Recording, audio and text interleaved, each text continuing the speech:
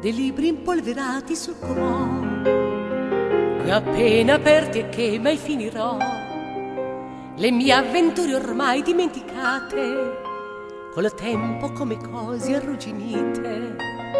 Il caminetto non l'ho acceso più, da quando in casa non ci sei più tu. Le lettere sono ormai una rarità, di tutto il resto che ne parlo a far. E la malinconia,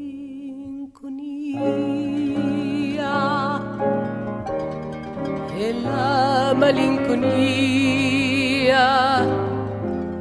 e la malinconia. Un vecchio pescatore non può più portar la barca a remi fin laggiù e guarda il mare suo con nostalgia, poi spegne la lampara e così sia. Cammina ma non ha una meta sua, col mare che gli tiene compagnia, una vita dedicata tutta al mare, che è stato il primo e ultimo suo amore. E la malinconia,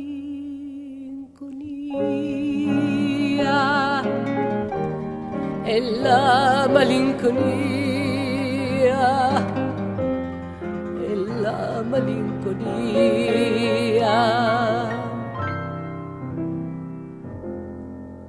Un amico che non ricordavi più, lo incontri un giorno con 10 anni in più, ha tante rughe che ti fa pietà e odi le parole tempo fa, perché non fai a meno di pensare che pure tu sei nato per invecchiare, e fai un pianto sulla vita tua perché la trovi inutile follia.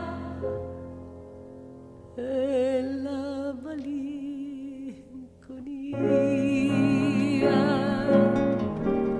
e la malinconia, e la malinconia.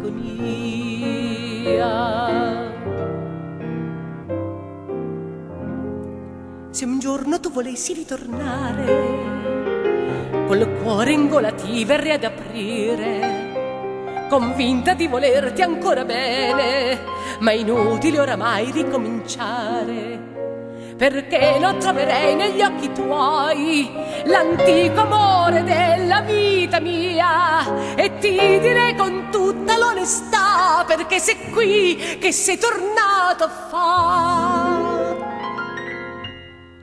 E la malinconia,